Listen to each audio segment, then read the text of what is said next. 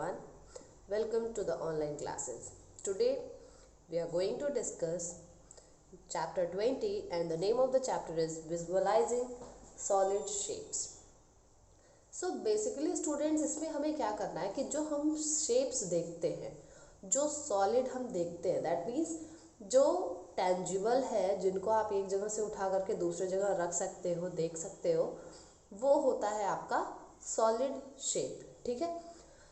Suppose आपने क्या किया, पेन लिया और एक ऐसे सर्कल ड्रॉ कर दिया. अब इस सर्कल को उठा करके दूसरे जगह रखो, पॉसिबल है? बिल्कुल नहीं पॉसिबल है. मतलब जो आपने फिगर इस सर्कल का ड्रॉ किया या इस ट्रायंगल का ड्रॉ कर दिया, इसको उठाओ और यहाँ पे रख दो. चलो उठाओ, पॉसिबल नहीं लग रहा है. बिल्कुल आप यहाँ पे एक दूसरा ड्रॉ कर सकते हो, लेकिन इसको उठा करके यहाँ नहीं रख सकते हो. ठीक है. तो अगर हम बोलें कि क्या ये ट्रायंगल या क्या ये सर्कल सॉलिड है, तो इसका आंसर होगा no, it is not solid. We have drawn this circle और this triangle on a paper. ठीक है. इस चैप्टर में हमें क्या देखना है, इसमें जो सॉलिड शेप्स होते हैं उनके बारे में हम डिस्कस करेंगे. ठीक है.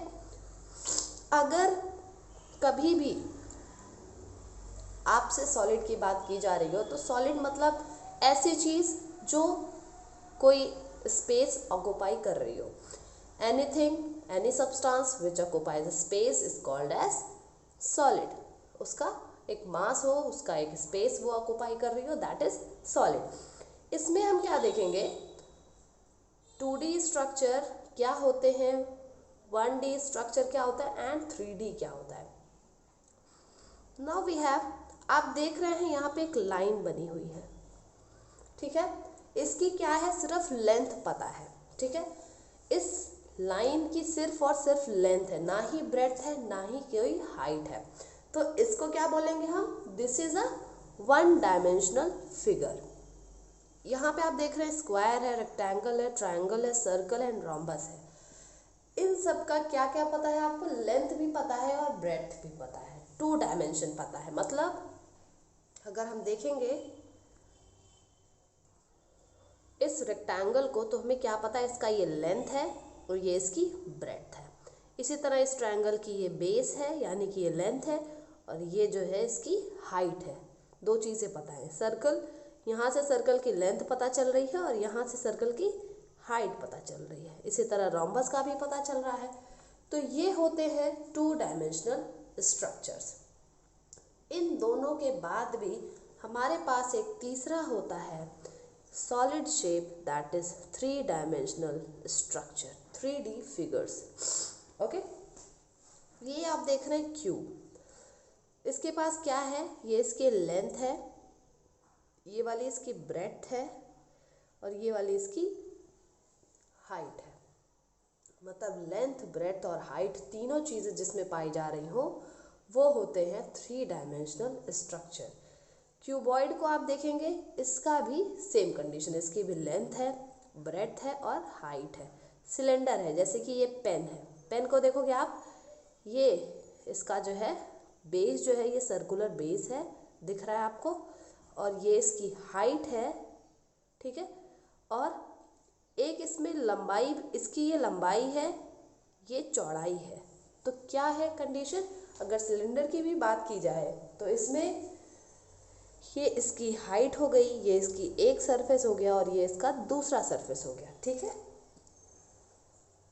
इसी तरह आपके पास कोन है. कोन जैसा कि आपका बर्थडे कैप होता है, इसका भी ये बेस है, दिस इज हाइट, ये इसकी हाइट है. और इस वाले को हम बोलते हैं स्लैंट हाइट. ठीक है.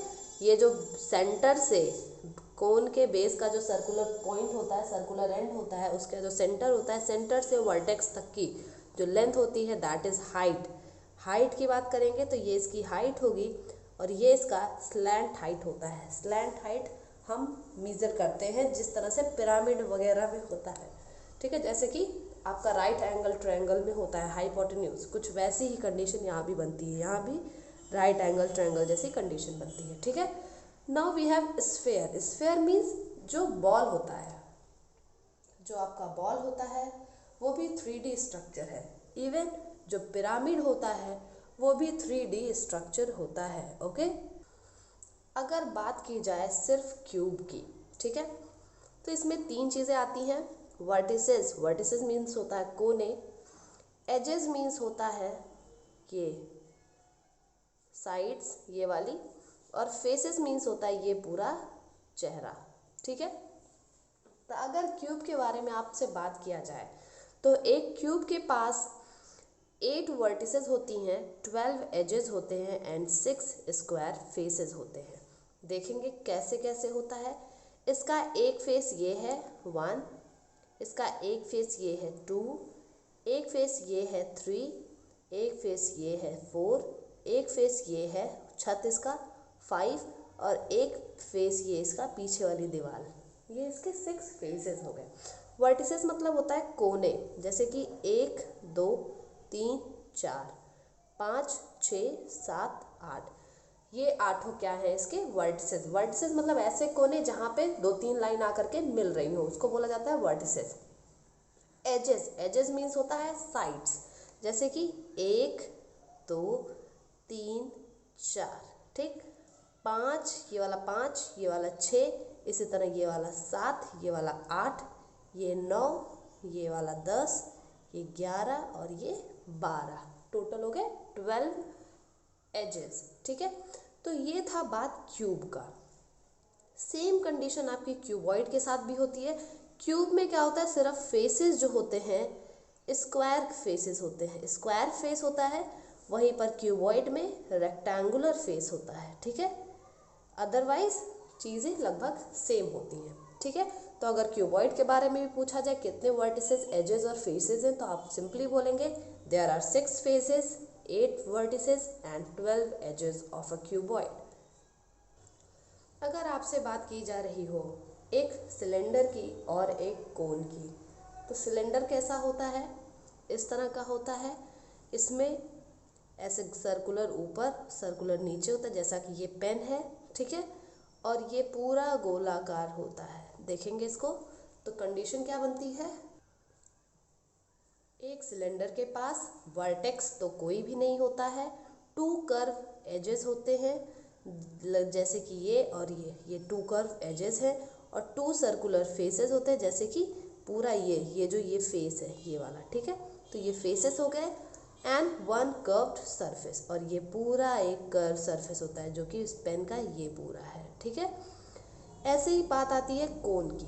कोन जो होता है, कोन के पास एक वर्टेक्स होता है, वर्टेक्स मतलब कोना, एक कर्व सरफेस होता है, और ये कर्व एज होता है, और ये फ्लैट फेस होता है नीचे। ठीक है, कुछ इस तरह का होता है आपका कोन।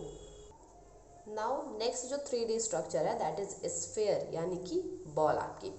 ये गोला होता है, चार तरफ से ये कर्व ही होता है, जैसे कि आपकी क्रिकेट बॉल, जो क्रिकेट के साथ बॉल होती है वो।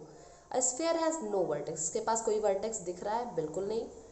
एजेस कोई नहीं है, and has a curve surface, एक ही इसके पास कर्व सरफेस होता है जो कि यूनिफॉर्मली पूरे जगह पर प्रेजेंट होता है। ठीक है, अब हम देखते हैं कि किस तरह का कंडीशन अगर हो, अगर इस टाइप का आपके पास पेपर पड़ा हो कटा हुआ, तो अगर आप इसको जोड़ेंगे तो कैसा कुछ स्ट्रक्चर बनेगा। ठीक है, तो अगर ऐसा स्ट्रक्चर हो 1 2 3 4 5 6 फेस हो, तो 6 फेस अगर किसी भी चीज़ के पास है तो वो क्या बन सकता है, आपको पता होना चाहिए। अगर 6 फेस किसी का हो तो या तो वो क्यूबॉइड या तो वो क्यूब बन सकता है।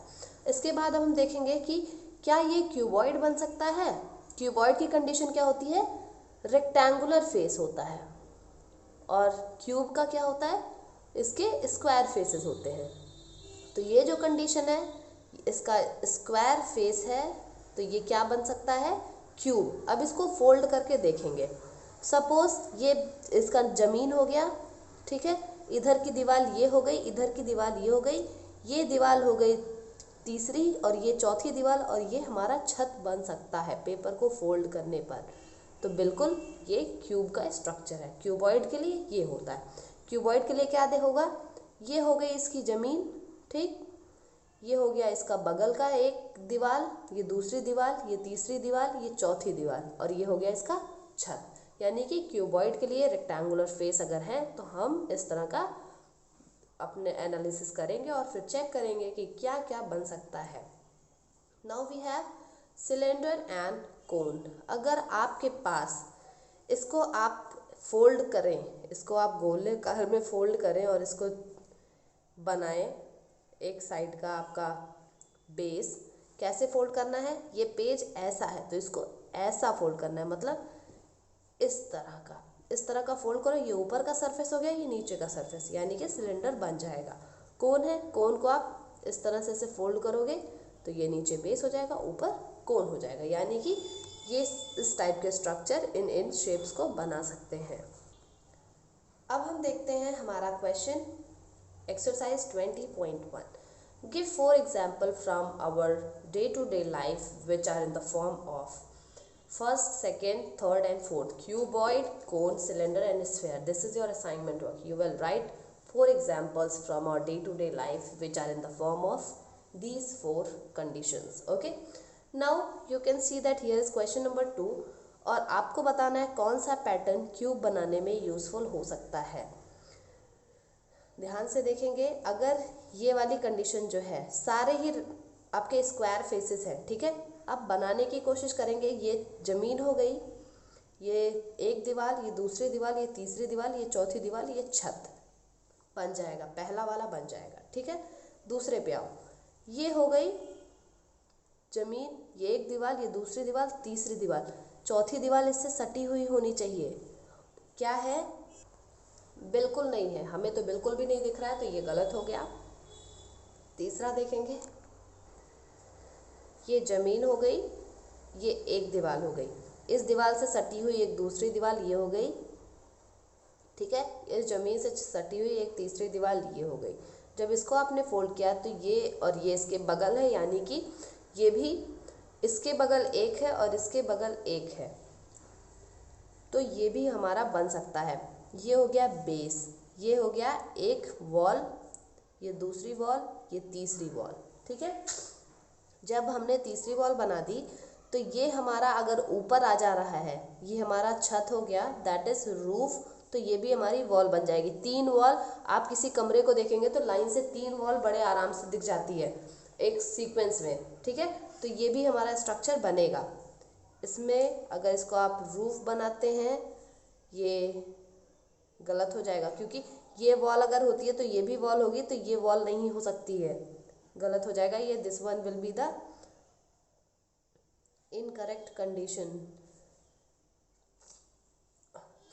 ओके, ये होगा आपका करेक्ट, ये this one will be correct, ये करेक्ट होगा, ये करेक्ट होगा और ये करेक्ट होगा, this will be wrong. Now question number 3, आपको देखना है इन फिगर्स को और क्या कैसे बन सकता है वो आपको बताना है, ठीक है। तो बहुत ही इजी है, ये कौन से बन जाएगा, ठीक है। ये सिलेंडर ए से बन जाएगा, ए वाली कंडीशन सिलेंडर की है, क्यूब की कंडीशन है आपकी फर्स्ट वाली ही, और ये इसके लिए हो जाएगा, ठीक है। और बाकी 2 क्वेश्चन है, मैं आपको इसका PDF सेंड कर दूंगी इस एक्सरसाइज का, तो इसको आप कर लीजिएगा। And now we have fill ups, इसको आप असाइनमेंट वर्क है, ये आप खुद से करेंगे। So we have completed chapter 20. That's all for today, guys. We will meet in the next video. Till then, stay safe and stay healthy. Thank you.